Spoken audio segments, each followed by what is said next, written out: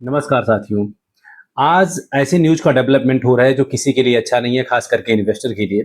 क्योंकि अगर बात करें तो 3 रुपए पेट्रोल महंगा हो गया है, 3 रुपए से ज्यादा डीजल महंगा हो गया है, साथ के साथ सीएनजी में भी ये महंगाई देखने को मिली है। और अगर आप पिछले 1 महीने की बात करोगे तो जो महंगाई का दर था वो 3%, 3.25% से बढ़कर के 8% से ज्यादा का हो गया है दोस्तों। तो आप गाड़ी चलाओ या ना चलाओ, ये आपके पॉकेट पे, ये आपके इन्वेस्टमेंट पे इम्पैक्ट करेगा।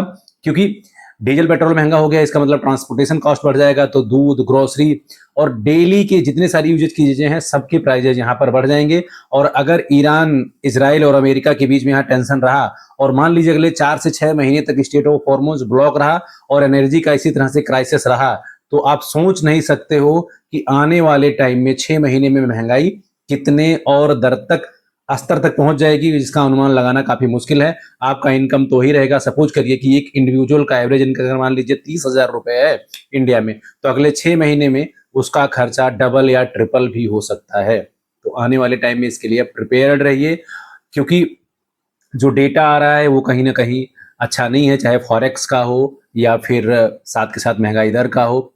अब बात करते हैं साथियों, अमेरिका और चीन के बीच में जो मीटिंग चल रहा है उनके बीच में काफी अच्छा डेवलपमेंट हुआ है। कल रिकॉर्ड स्तर पे अमेरिका के मार्केट में बढ़ोतरी देखने को मिली। S&P all time high, Nasdaq and Dow Jones सब में जबरदस्त तरीके का तेजी था। चीन और अमेरिका के बीच में वहां ट्रिलियंस ऑफ डॉलर का एग्रीमेंट साइन हुआ है। जैसा कि चीन ने पहले किया कहा था, अमेरिका ने ताइवान के ऊपर वहां पे कोई बात नहीं करी। स्टेट ऑफ हॉर्मुज पे ऐसे स्थिति बरकरार है। चाइना ने भी स्टेटमेंट दिया है कि वो नहीं चाहता कि ईरान न्यूक्लियर वेपन अपने पास रखे।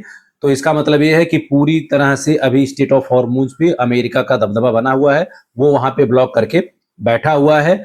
दोनों अपने बिजनेस के बारे में बात कर रहे हैं। चाइना बहुत ही बड़ा बिजनेस का एक हब है और यूएस उसको फॉलो कर रहा है। और चाइना ने ये दिखा दिया कि यहाँ पे चाइना के साथ डील करना, चाइना के साथ बिजनेस करना यूएस की रिक्वायरमेंट है, चाइना की नहीं। क्योंकि चाइना ने जितने सारे पॉइंट्स दिए थे, चाहे ताइवान का हो या फिर मानवाधिकार का हो या जितने सारे यूएस चाइना जाने से पहले जो डोनाल्ड ट्रंप है उठाते रहे, वहां उन किसी भी मुद्दों पे उन्होंने बात नहीं करी है साथियों।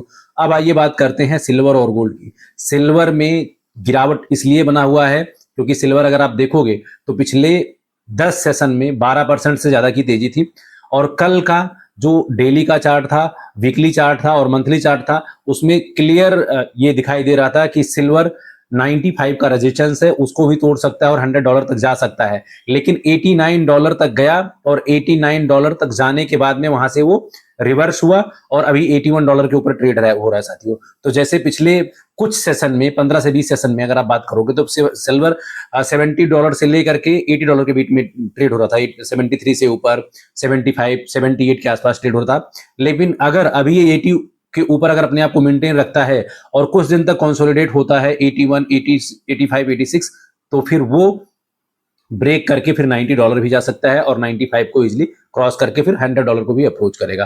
तो ओवरऑल अभी ये देखना है कि अभी फिलहाल वहां पे भारी बिकवाली देखने को मिल रही है, जिससे सिल्वर और गोल्ड दोनों में जबरदस्त तरीके का प्रेशर है। जहां गोल्ड अभी $4600 के ऊपर ट्रेड कर रहा है। अगर मेजर सपोर्ट लेवल की बात करें तो $80 का है सिल्वर में, और गोल्ड में जो मेजर सपोर्ट लेवल अभी है वो 4580 का है। तो ये मेजर सपोर्ट लेवल है। रेजिस्टेंस लेवल अगर सिल्वर की बात करें तो अभी फिलहाल अब नया रेजिस्टेंस लेवल क्रिएट होगा, 86 अभी है। अगर 86 को क्रॉस कर दो फिर वो $90 तक जा सकता है।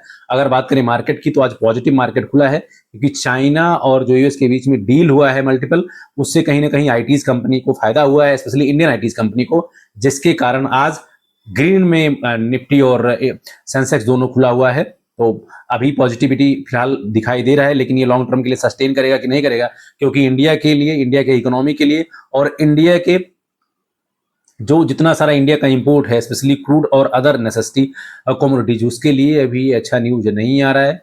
और आने वाले टाइम में बहुत ही ज्यादा क्रुशियल होने वाला है, क्योंकि महंगाई चौतरफा इंडिया को घेर करके रखेगा।